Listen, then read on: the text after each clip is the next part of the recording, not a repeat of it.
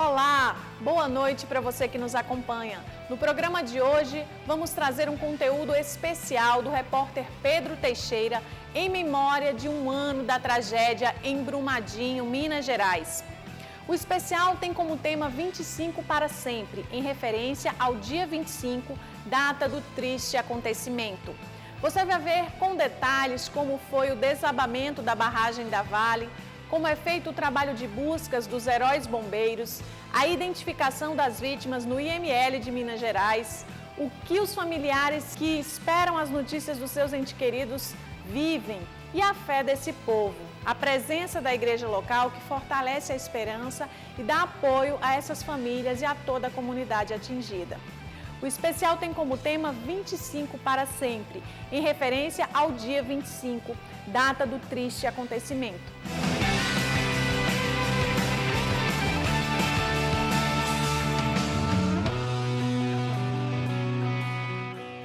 25 para sempre. O documentário traz todo o drama vivido um ano depois da tragédia em Brumadinho, o desabamento da barragem da Vale que tirou a vida de 278 pessoas e 11 ainda não encontradas. Trazemos a partir de agora o relato de familiares, sobreviventes e autoridades locais, o trabalho dos bombeiros incansáveis na busca dos destroços e a fé do povo, que confiando em Deus, consegue ainda ter esperança. Os detalhes com o repórter Pedro Teixeira.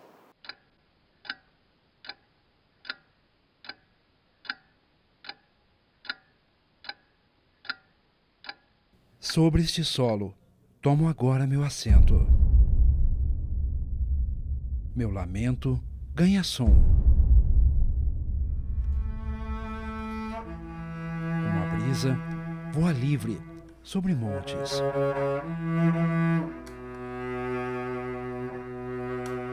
Montes de lamentos. É uma dor tão grande que eu sinto que esse enterrou todo mundo vivo. De traumas. Misericórdia. Tem quase um ano. Eu ainda sonho. E crimes.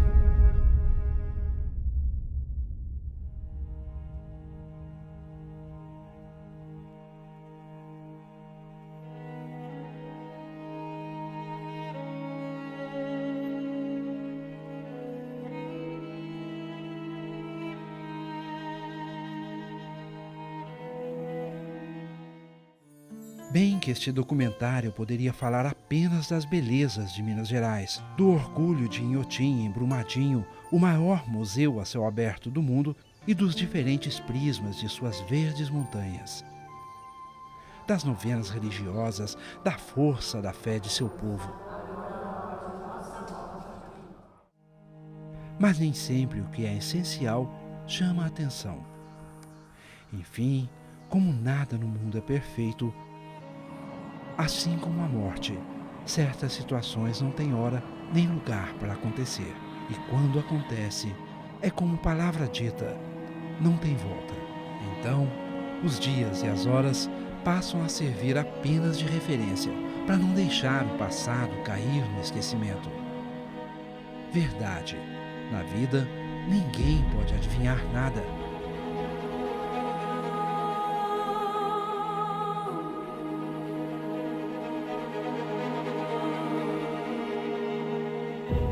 Perdi muitos amigos, muitos colegas, e estou muito triste, muito abalado, porque a gente nem tanta palavra, não tem jeito de falar. Mas existem certas situações que poderiam ser evitadas. Poderiam. E aí sim, quem sabe, este documentário seria diferente. Mas agora, o tempo e a água sob a ponte já passaram. 25 de janeiro de 2019, meio-dia e 28.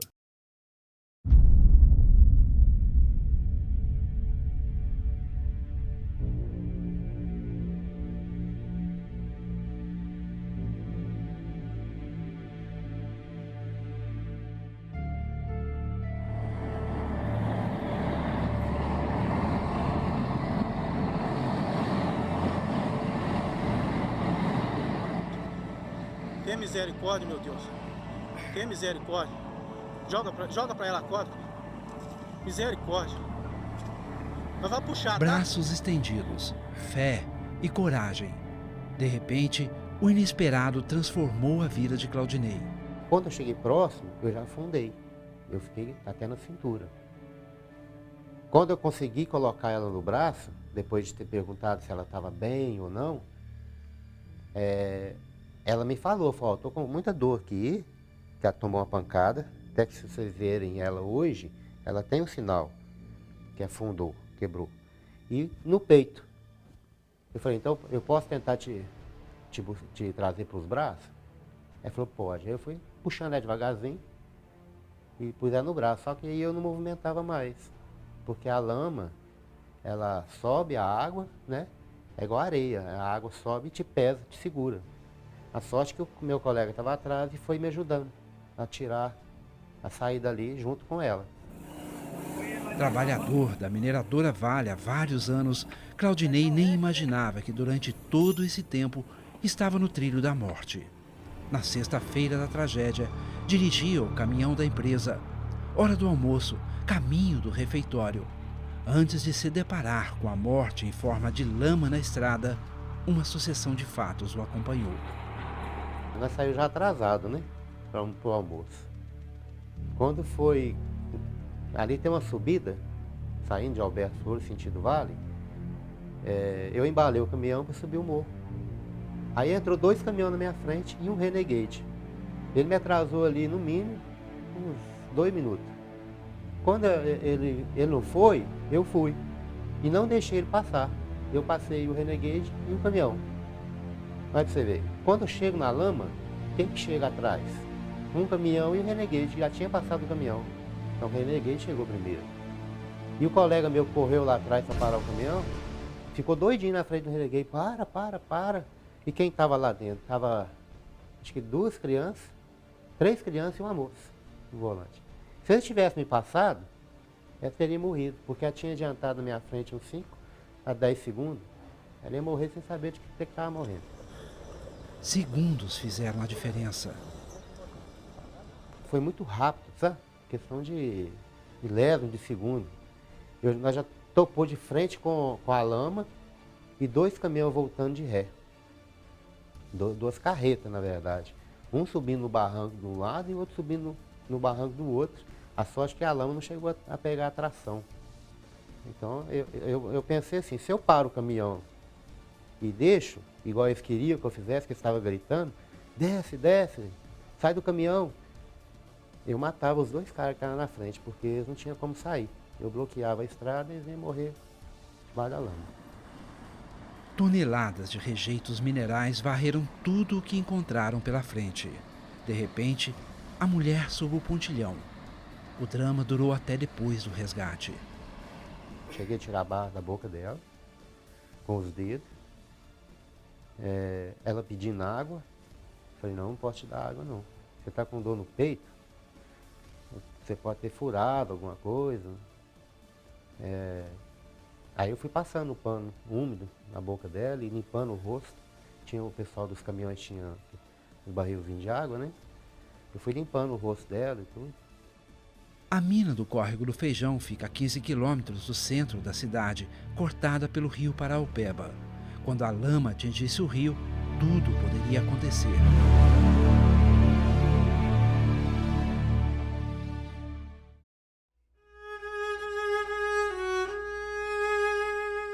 Houve sobreviventes a miúde. O resto morreu tudo.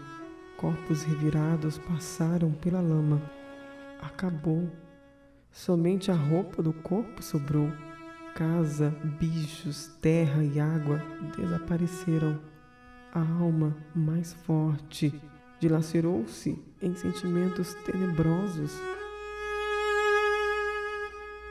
Boa parte dos trabalhadores não teve a mesma sorte. Natália recebeu a informação poucos minutos depois do rompimento da barragem. A cidade havia entrado em pânico. E eu desci a pé pela rua e parecia um filme de terror. As pessoas me gritavam assim: Natália, volta que a barragem vai chegar, vai acabar com o centro de Brumadinho. os comerciantes tirando tudo das lojas, jogando dentro dos carros e saindo, a polícia com o carro andando e as pessoas mandando voltar. Uma verdadeira operação de guerra para poder estar recebendo as vítimas. E daí já veio uma grande frustração, porque as horas foram se passando e nós tivemos poucos pacientes, tivemos poucas vítimas. E a maioria delas nós fomos entendendo, ao passar das horas, que eram vítimas fatais. A percepção do tamanho da tragédia foi crescendo com as horas. E quando falava que as pessoas eram desaparecidas, eu acho que talvez porque a gente não quis enfrentar a realidade, que teria morrido esse tanto de gente, a gente não acreditou. Nós acreditamos assim depois de dias que realmente todo mundo tinha morrido. As primeiras confirmações, corpos sepultados. E assim, o vale bom de viver transformou-se no vale de lágrimas. Anderson Luiz da Silva. Presente. André Luiz Almeida Santos. Presente. Andréia Ferreira. Presente. Cada nome preenche um imenso vazio. Mais de 270 vazios. Vítimas do rompimento da barragem da Mina do Feijão. Todo dia 25 de cada mês, o número de mortos aumenta. 10 meses após a tragédia, dezenas ainda não haviam sido encontrados.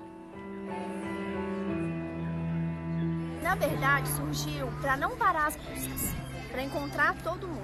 E desde então a gente vem em honra a todos que faleceram e na busca de todos os outros que ainda faltam para encontrar.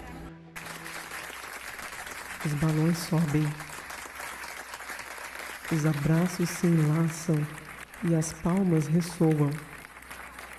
Desgruda das entranhas o choro por aquele que não chegou. Foi arrancando no nascimento prematuro para a eternidade. O corte, a poda forçada. Assassinato coletivo. O céu está longe demais para dizer até logo. Não era hora. Bruma de Brumadinho se foi embora. Dom Vicente canta o canto que não quereria.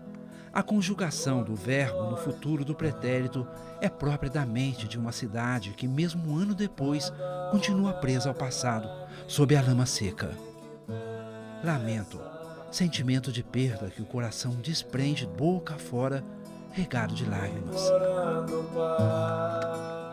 Lamento é uma música que nasceu nas mediações de um mês pós-tragédia. Eu me lembro que na casa paroquial, aqui em Brumadinho, eu abri a janela do quarto e vislumbrei as brumas. A bruma que dá o nome de Brumadinho, essa neblina da manhã, e me veio aquela inquietação, porque a arte minha ela é muito visceral, ela vem de dentro. Eu queria uma palavra poética e ali nasceu o lamento, me veio essa imagem.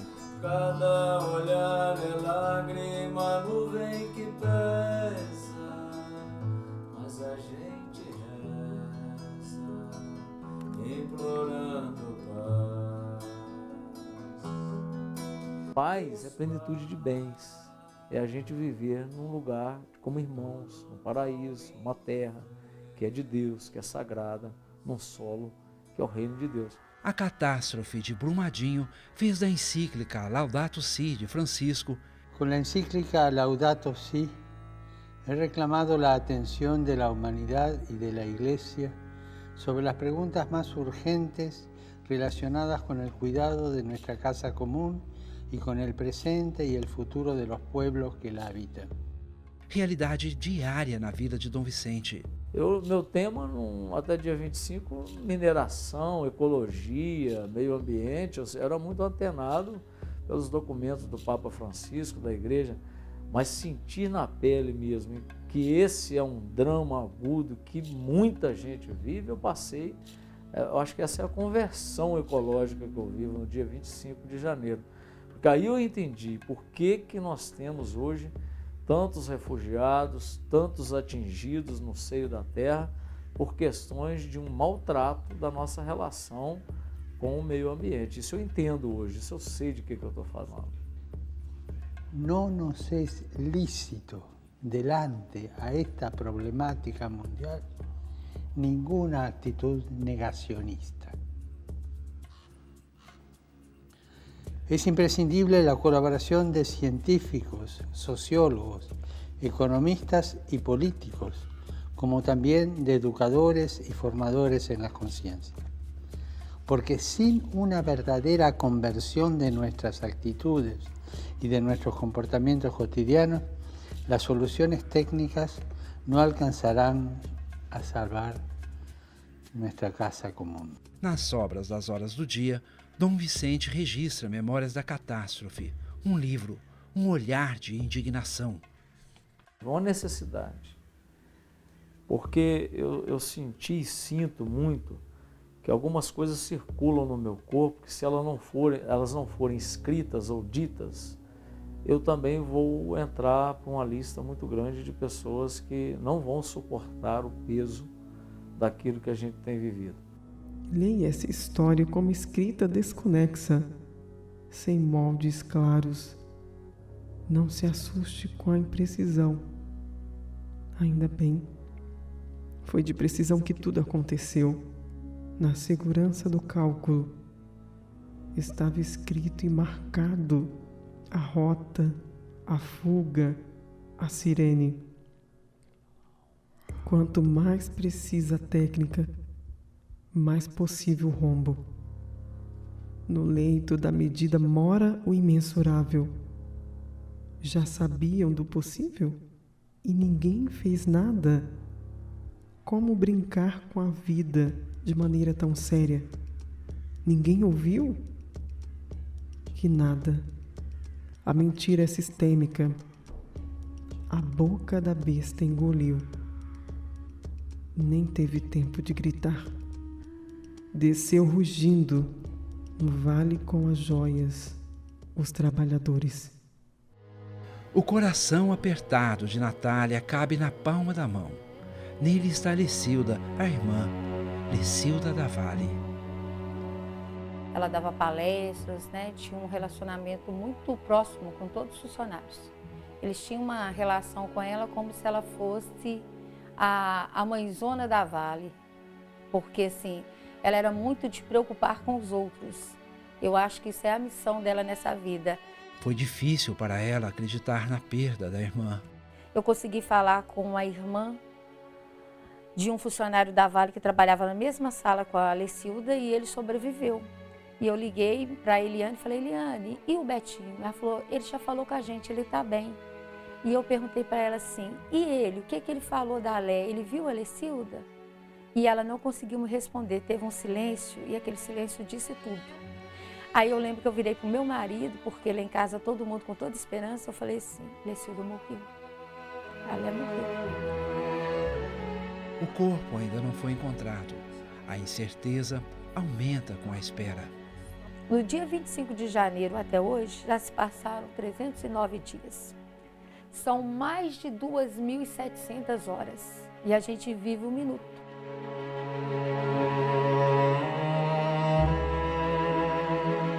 As primeiras horas, todas as horas, tempo de desespero, angústia e expectativa por alguma notícia.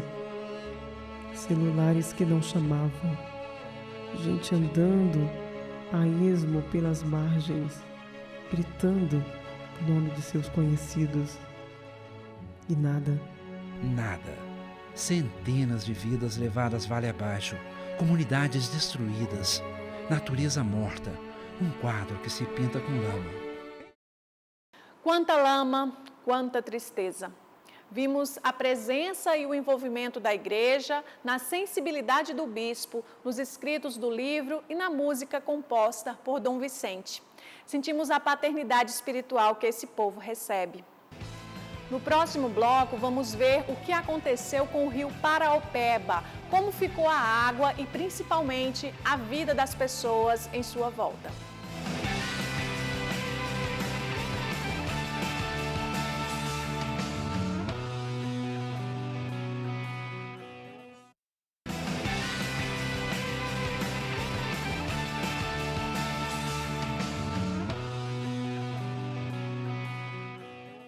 Nós vimos no bloco anterior a triste realidade das pessoas levadas pela lama, a natureza afetada e até destruída. Como ficou a situação da comunidade local. Continuando esse especial, vamos ver agora como ficou o rio Paraopeba, os resíduos tóxicos que continuam afetando a saúde das pessoas que têm contato com essa água, trabalhadores, autoridades envolvidas e o drama psicológico que vivenciam. Como realmente está o rio e o que pode ser feito? Antigamente, a gente pescava no rio, gostava de pescar. Hoje você não vê mais nem andando no beirado do Paraopeba, você não vê mais. Ficou deserto o Paraopeba, aí você vê aí, ó, como é que ficou. Morto. Ou quase. Eu imagino que agora tem que ser feito um trabalho intenso de recuperação desse rio. Vai ser um trabalho muito difícil pela gravidade dos danos provocados. Mas a gente tem que tentar para ver se consegue, pelo menos, retornar uma qualidade de água para a população. Paraopeba, em Tupi, rio de águas rasas. Em poucas horas, a lama ocupou todo o leito. Chumbo e mercúrio 21 vezes acima do padrão. Níquel, cádmio e zinco em limites intoleráveis. O rio afetou 17 cidades, com cerca de 600 mil habitantes. Essa água, um dos parâmetros que a gente pôde constatar, além dela estar rica em metais, é que ela tinha uma quantidade de sedimento até 70 vezes maior do que o permitido pela legislação ambiental. Então, todo esse carreamento dessa água durante os meses, a gente conseguiu estimar que milhares de toneladas de sedimentos foram depositados no rio, além do primeiro aporte inicial, que foi o sedimento puro, diria assim, chegando ao leito do rio. A cor das águas do dia 25 de janeiro ainda é a mesma. Restos de sedimentos minerais guardam lugar na areia. O rio perdeu oxigênio, quase 40 quilômetros de extensão tomados por sedimentos de minério. Esse sedimento depositado no fundo do rio durante a extensão do Paraopeba, e a gente conseguiu constatar que os sedimentos chegaram até Retiro Baixo, até a usina hidrelétrica de Retiro Baixo, eles estão depositados e contribuem muito para todo dano à flora e fauna dessa região. Tristeza de José Raimundo, motorista aposentado. Essa água aqui ficou pretinha, essa água aqui ficou da cor daquele minério ali, ó. Ficou pretinha a água. Não é possível saber se o rio irá ou quando irá se recuperar, mas consta-se que muitos já se contaminam só de olhar. Quando você caminha aqui em cima da ponte, vê o rio daquela cor, ou você pega aquela estrada que vai para o Aranha, por exemplo, na hora que você está passando em cima da ponte ali e vê aquela cor do minério, com a cor do rejeito espalhado, aquilo é altamente adoecedor. Só visualmente, só de você olhar aquela cor ali, já adoece. Eu tenho relatos aqui, ó, de profissionais que estão trabalhando de caminhão lá, motoristas, tirando esse rejeito, tratoristas. Tem profissionais que iniciam o trabalho com 90 dias e estão doentes. Rio Paraopeba, tão sujo pelo descaso, morreu de vez. Volume velado de lama, lento na corrida, sem queda na descida. E nos olhos do povo, tão acostumado pelo frescor das brumas, um rio de lágrimas mais caudaloso. A brisa mansa deu lugar a uma nuvem pesada. Nuvem pesada e invisível. A cidade mudou.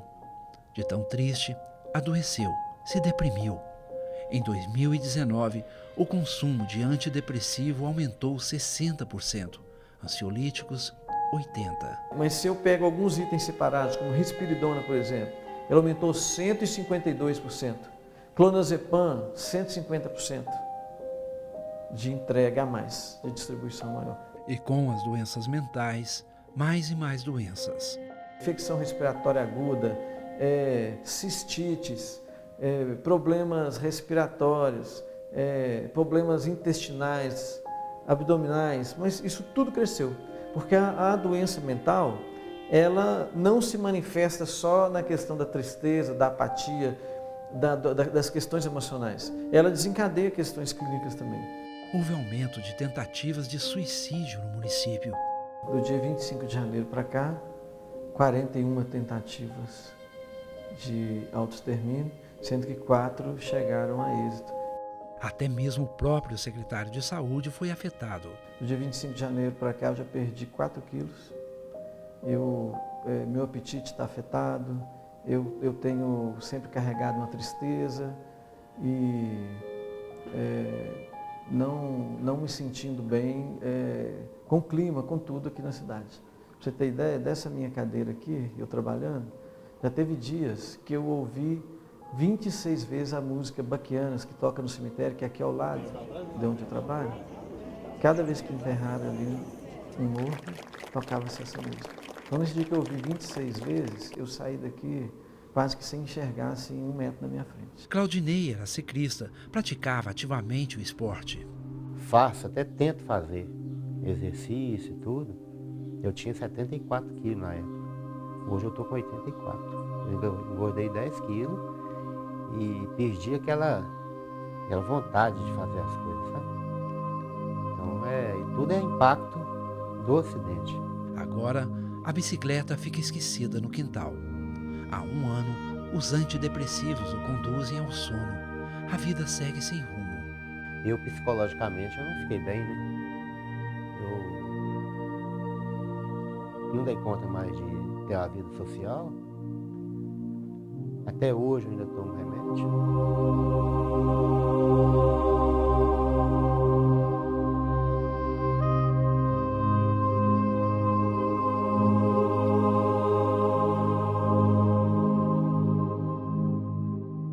As ruas estreitas e inclinadas da cidade se tornaram um caminho insólito. Uma cidade inteira que perdeu o seu pai, o seu filho, o seu marido, a sua esposa, o seu irmão, o seu amigo. Foi uma dor coletiva aqui em Brumadinho, que ela está sendo sentida até hoje. Se você para pensar que a gente tem uma cidade de aproximadamente 30 mil habitantes, com 300 mortos, é 1% da população, né? Então todo mundo conhecia alguém, todo mundo teve aquela professora que perdeu o marido, que perdeu o filho, todo mundo corta o cabelo com uma pessoa que perdeu um parente também, né? Ir no supermercado dói, porque a gente fica sem palavras, a gente não sabe, né? Como reagir diante de tudo isso. Existe um marco, né? Existe uma cidade depois do rompimento da barragem. E essa cidade é uma cidade diferente de tudo que a gente tinha experimentado antes aqui em Brumadinho. Mas caminhar é preciso. Subir degraus espirituais. A igreja de São Sebastião é ponto de apoio. Nós temos como pontos muito importantes os nossos ritos, as celebrações, os atos, as caminhadas, os encontros, a oportunidade da pessoa falar disso, porque é outro ponto também, assim, complicado você, diante de uma dor tão imensa, querer só dar medicamento para as pessoas. E o cuidado da alma, dar a chance para a pessoa falar, chorar, viver passo a passo a tentativa de uma elaboração. Isso nós temos consciência de que é um caminho que pode levar a um amadurecimento, a um aprofundamento de algumas questões importantes da nossa vida. A dor traz amadurecimentos, mas não esse tipo de dor. A gente tem que ter muito cuidado, inclusive para respeitar os processos, as vivências, porque são dinâmicas da ordem do trauma. É algo que se impõe de uma forma inesperada e muito intensa, rompe mesmo imagens, estruturas. É uma dor, eu diria, muito particular, muito particular. José Raimundo também não perdeu parentes na tragédia, mas sente as ausências. Eu perdi um colega, levei a mãe dele para ganhar ele e levei ele para enterrar. Deixou 2 meninos gêmeos aí, pequenininhos, 2 meninos gêmeos, pequenininhos. O pai achou, a mãe não achou até hoje. A mãe é Juliana, 11 anos de Vale como analista administrativa. Casada há 10 anos com Denis, técnico de planejamento na mesma empresa há 18 anos. Irmã da Fabiana, da Jojo, que também trabalhava na empresa, todas filhas de seu Geraldo. Juliana e Denis tiveram 2 filhos gêmeos. Tinham apenas 10 meses de idade quando partiram. O corpo de Denis foi encontrado 9 dias depois do rompimento. Juliana ainda não. A nossa prioridade é que não fique ninguém deles lá, porque eles não escolheram isso e eles não tiveram culpa disso. Mas infelizmente eles estavam. E que não aconteça com outras pessoas. A irmã Fabiana convive com a alegria da espera da gravidez e a tristeza da espera de Juliana. Os gêmeos estão sob os cuidados dos avós. O sorriso inocente de ambos é oásis em meio ao cenário de espera. Todos os dias, dos últimos 10 meses de 2019, seu Geraldo estendeu os braços em busca de ajuda para encontrar o corpo da filha. E continua. Todos os dias, e peço de manhã e à noite onde deitar. Que Nossa Senhora Aparecida dá muita força para nós. A fé deixou marcas. Que Nossa Senhora Aparecida mostre os bombeiros aonde está o corpo da Juliana. A área é vasta, 3.500.000 metros quadrados. Nós vai achar, mas não vai ter aquele prazer, aquele direito de trazer ela para casa de novo. Isso dói demais. Isso é uma tristeza.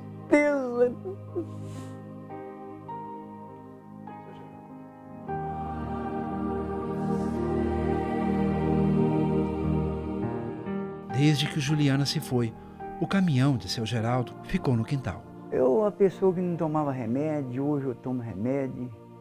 E o meu foco na cabeça é só encontrar ela. Depois, então, é que eu vou ver o que eu vou fazer. Porque junta saudade, tristeza e correria. Quanto tempo, porque tudo que a gente faz não vai falar assim, eu vou trazer ela para casa. Se encontrar, ela que é o mais desejo nosso, encontrar ela, e os outros também lá, tadinho, que ninguém foi culpado de ter acontecido essas coisas lá.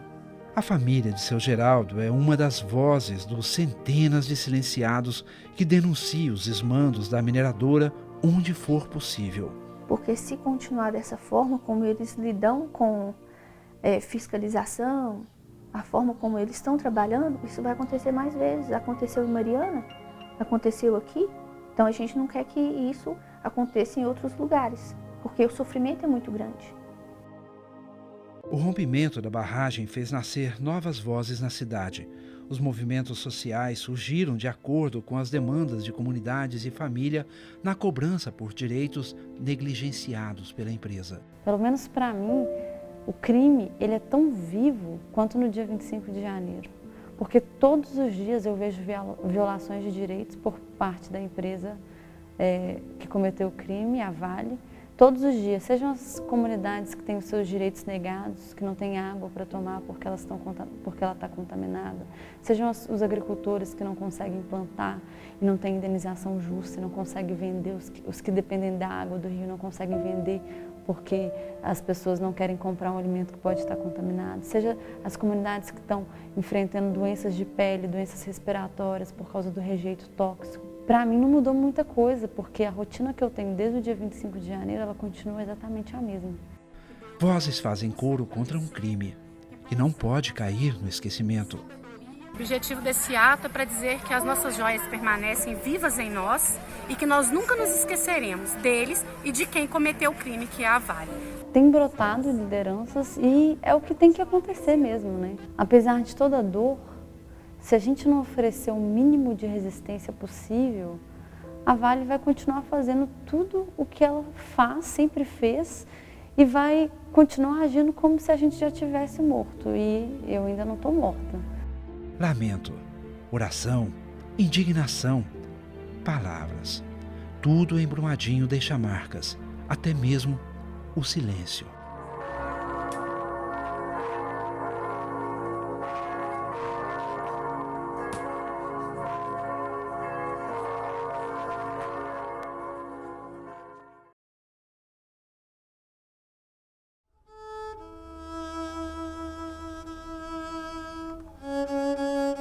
O som evoca a dor nesta terra de mortos. O lamento segue a brisa, não será ouvido por quem nela se esconde.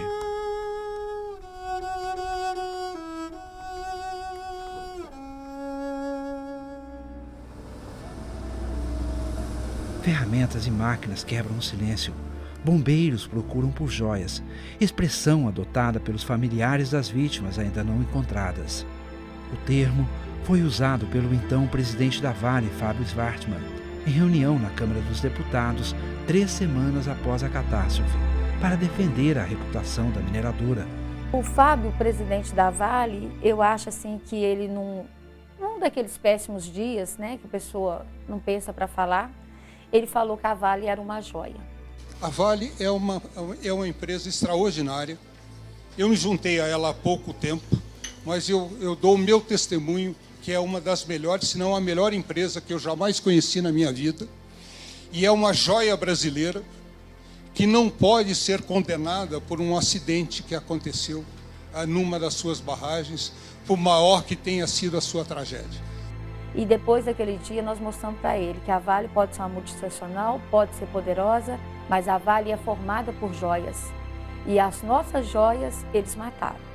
Então assim nós referimos as pessoas e nós não falamos nunca desaparecido, a gente fala não encontrado, porque nós sabemos que ele está ali. Um trabalhador, um visitante, um morador na hora e no lugar onde deveria estar. Um ano depois, 272 vítimas fatais. Ainda restam 11. Todas as manhãs, desde o 25 de janeiro, essa cena se tornou frequente. O hasteamento da bandeira, as primeiras orientações do dia e um momento de oração. Grande adesão nesses momentos, em que os militares alimentam um pouco a sua alma ali para deslocarem para o campo um pouco mais motivados para o trabalho. Em campo, as estratégias de buscas mudaram 5 vezes ao longo de 2019. E nós tivemos sucesso de encontrar em até 3 metros de profundidade 92% das pessoas. E a gente ainda tinha uma área virgem muito extensa para realizar buscas. Então a gente priorizou fazer uma busca em toda essa área virgem, primeiramente, né, nessa camada de 3 metros, para então retomar talvez a intervenção em profundidade até a cota zero, a cota primitiva. Pode ter pontos até 15 metros de regime. 3 metros de profundidade. O auxílio de maquinário é essencial. O trabalho é altamente minucioso. Uma intervenção bastante cuidadosa, né, enchendo a concha ali de uma escavadeira, por exemplo, com rejeito, preferencialmente seco. Essa concha ela é levantada a uma altura suficiente, né, e ela faz os movimentos para quebrar o rejeito um pouco, a aglutinação do rejeito dentro da concha e fazer com que ele caia mais separado. Nesse processo de queda, o militar que está ali posicionado próximo à máquina, ele tenta ver alguma coisa caindo junto com esse rejeito. E a gente tem tido muito sucesso no encontro nesse processo, justamente nesse processo, quando o rejeito está seco.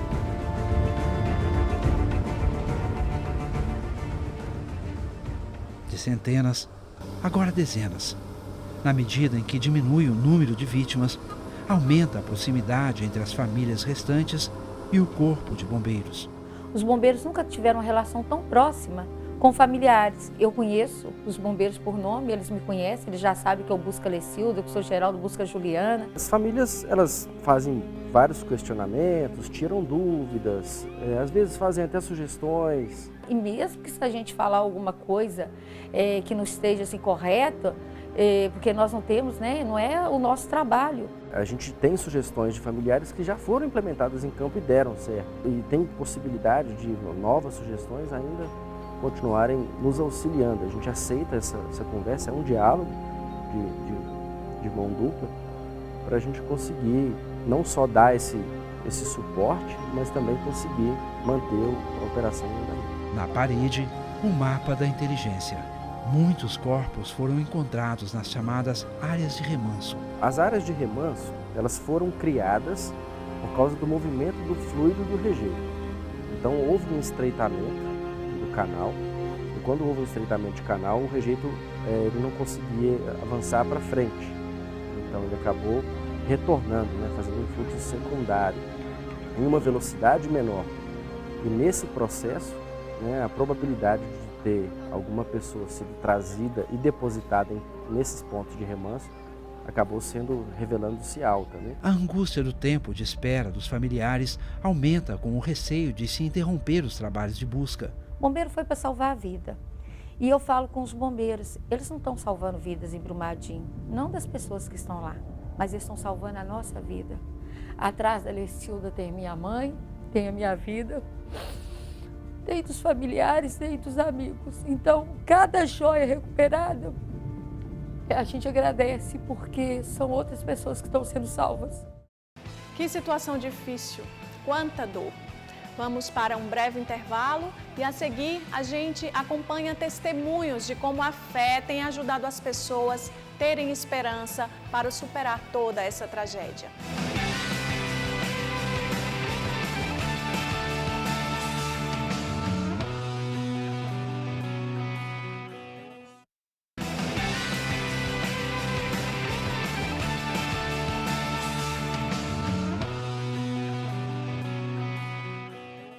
Estamos de volta e vamos agora para a última parte do documentário especial sobre a tragédia da barragem da Vale em Brumadinho. Como está a situação local um ano depois? Vamos ver agora as investigações sobre a empresa Vale, responsável pelo desastre, o trabalho do IML de Minas Gerais para identificar os corpos achados. E no final vamos ver uma outra versão da música em homenagem a Brumadinho.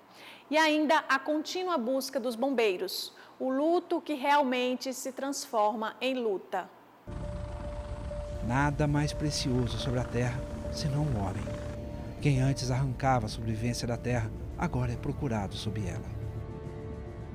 Nós precisamos desse salvamento e nós não conhecemos palavras que sejam suficientes para demonstrar nossa gratidão ao trabalho dos bombeiros, nossos amigos. Mover a terra, no passado rica, agora lama seca. Escavar à procura de algo que ouro, minério nenhum no mundo pode pagar. A vida humana, nem sequer um fragmento.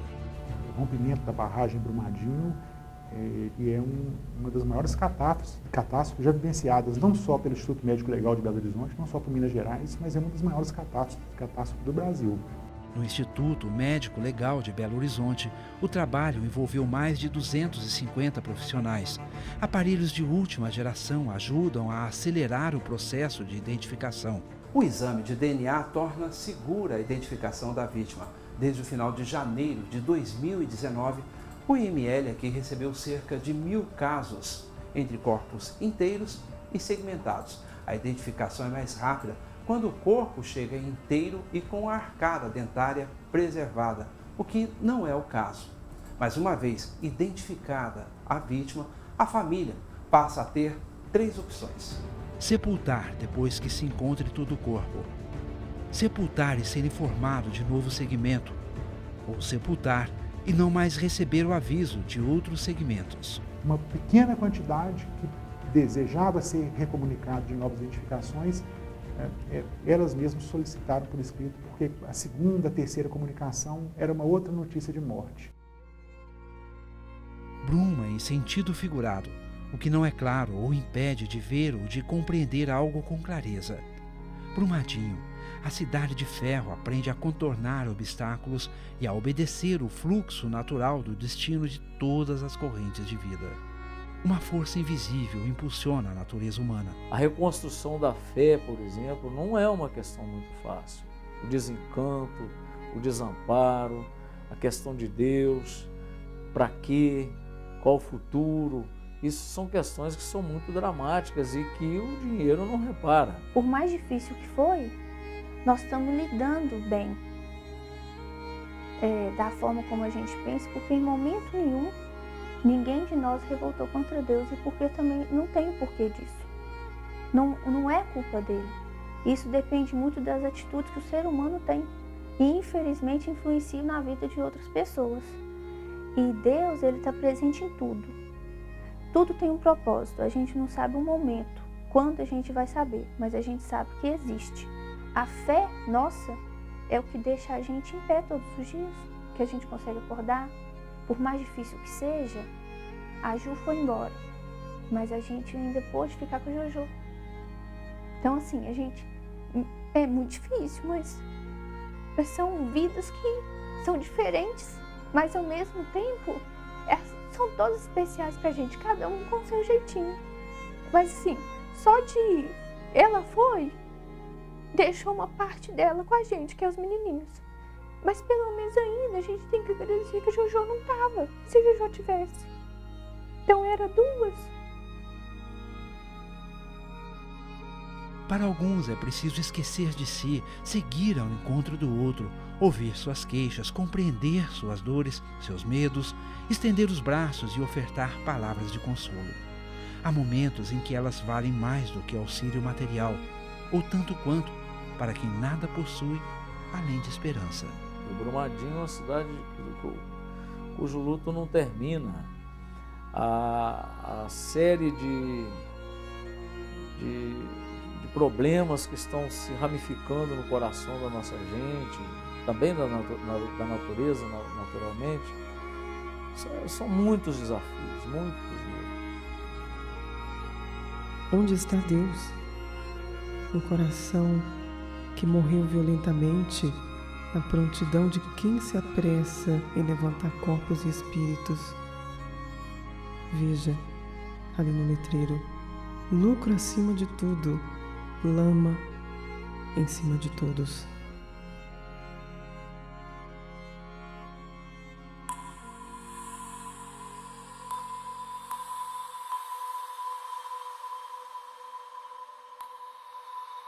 A água do Paraupeba não corre tão límpida quanto a que cai do céu. Alguém sujou a vida de lama e ferro. A sujeira foi além do rio.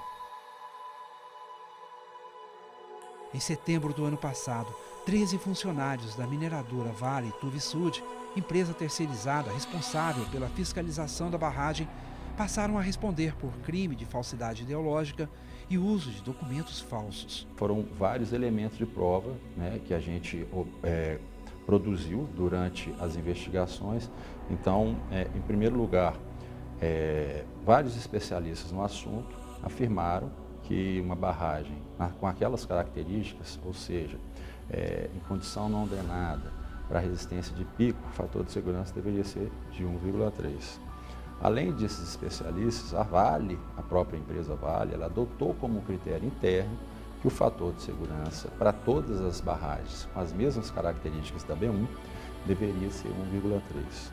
A empresa auditora Tuvisud, ela, até aquele momento, ela tinha auditado 39 barragens da Vale. Dessas 39 barragens, a única cujo fator de segurança foi inferior a 1,3 foi justamente a B1.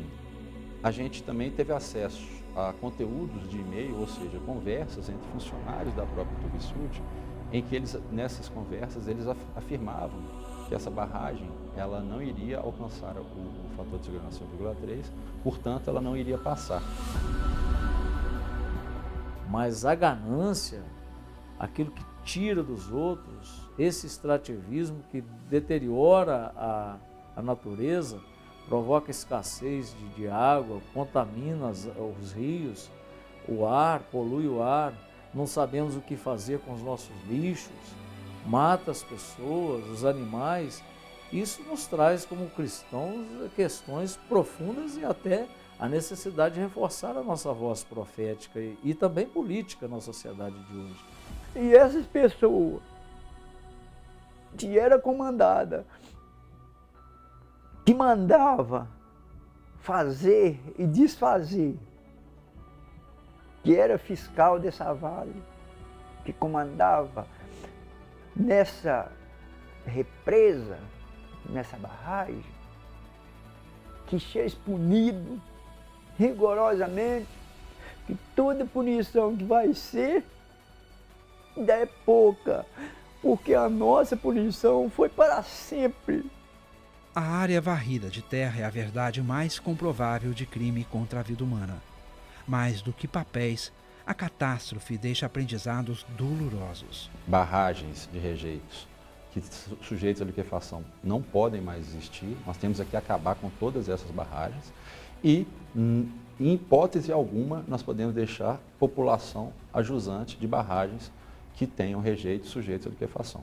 Ver que a Vale não respeitou e violou os direitos dos próprios trabalhadores me faz questionar todos os dias. De fato, ela não vai ligar para a vida das comunidades que ainda estão aí, né? Não dá para esperar isso dessa empresa que matou os próprios trabalhadores, que tinham tanto orgulho dela.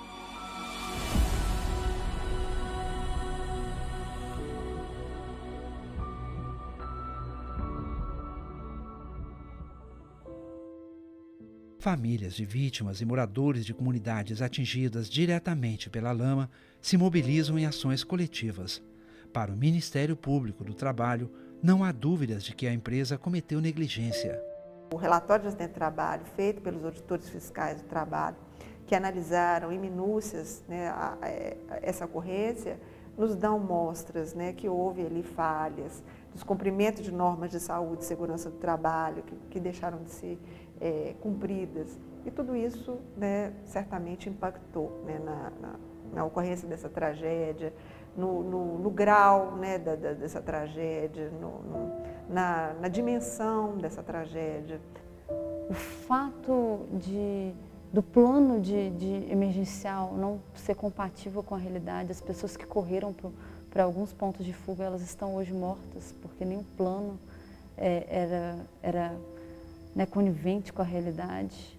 O fato de não ter sirene, né, as pessoas não tiveram o direito de correr, né, elas estavam dentro de um matadouro. Essas questões todas, né, elas nos levam a inexorável, né, constatação que houve, sim, negligência na esfera trabalhista. Agora, a questão criminal é algo que da alçada criminal, que os órgãos competentes irão se pronunciar.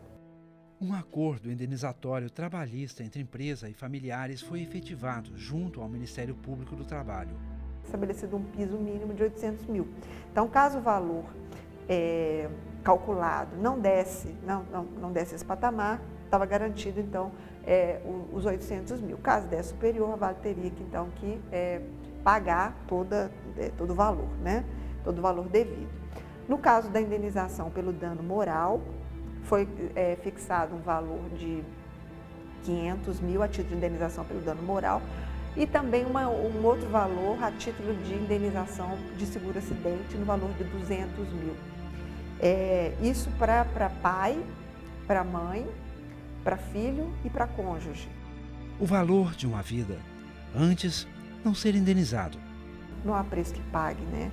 A perda de um filho, né? A perda do pai, a perda da mãe, a perda de um irmão, a perda de alguém que você amava e que não vai fazer mais parte da sua vida, que não vai voltar. Então, é muito difícil. Um ano depois, ainda há muito a se reparar. As comunidades que estão enfrentando problema com abastecimento de água, porque lençol freático, né, contaminado.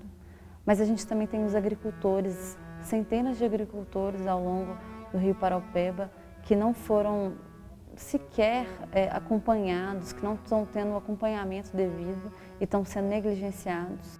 Já é tempo de preparar o futuro de Brumadinho. O luto vai se transformando também em luta, porque alguma coisa tem que mudar. Não é possível que Brumadinho seja apenas uma lembrança ou um esquecimento. É preciso tirar algumas lições aí de transformações mesmo de nosso estilo de vida. Transformar. Por palavras, ações, por todos os meios onde se possa alcançar esperança.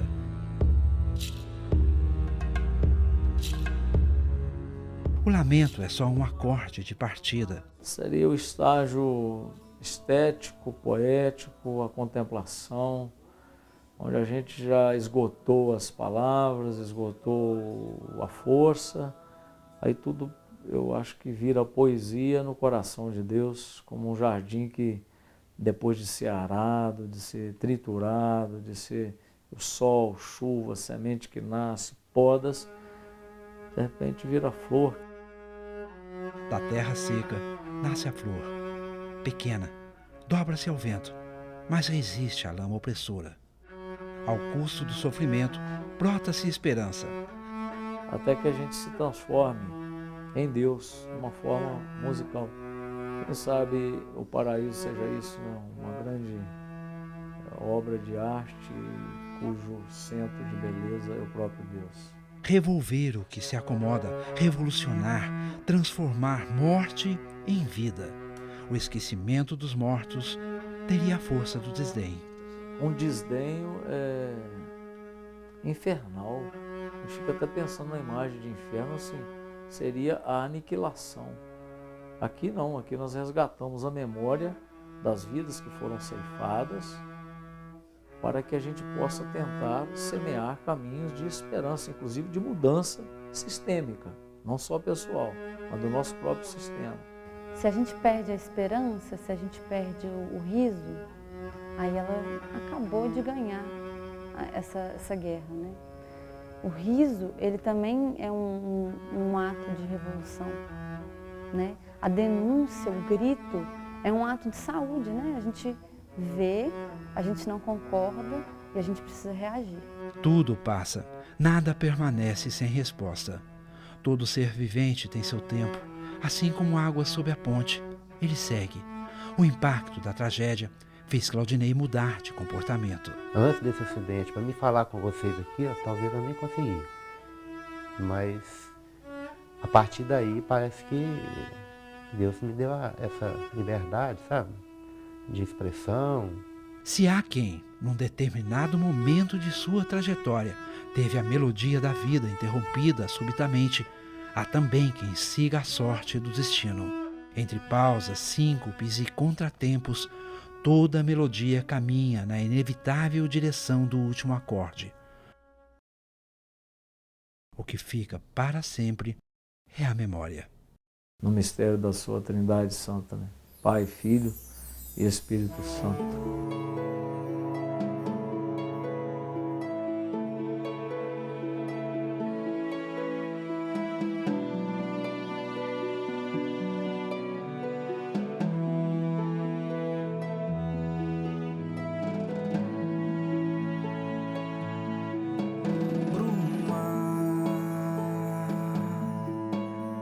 Orvalho da manhã tão pura, brisa mansa ternura, no vale bom de viver.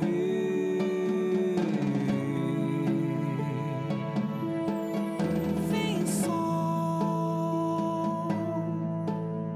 feliz vem lumiar,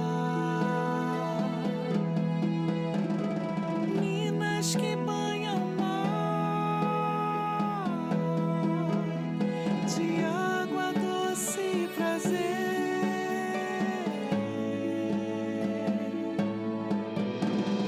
Bruma de Brumadinho se foi embora, seu povo chora, dor que dói demais. Cada olhar é lágrima, nuvem que pesa, mas a gente reza, implorando paz. Deus Pai, que tudo tão lindo fez, porque a insensatez destrói a vida sagrada.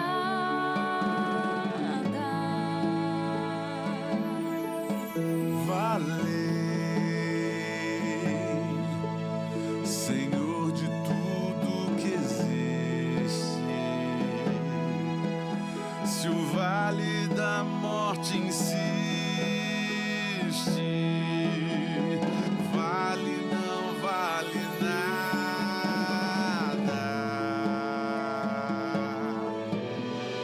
Bruma de Brumadinho se foi embora, seu povo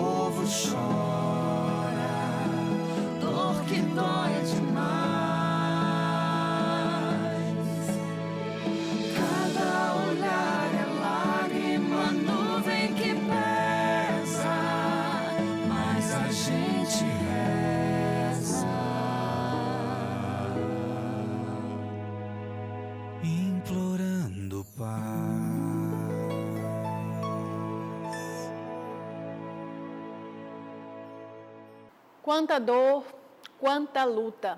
Nos unimos aos moradores de Brumadinho e de maneira especial a todas as famílias enlutadas por causa dessa tragédia. Você acompanhou o documentário especial 25 para Sempre, que mostrou como está a situação local, um ano depois do desabamento da barragem da Vale.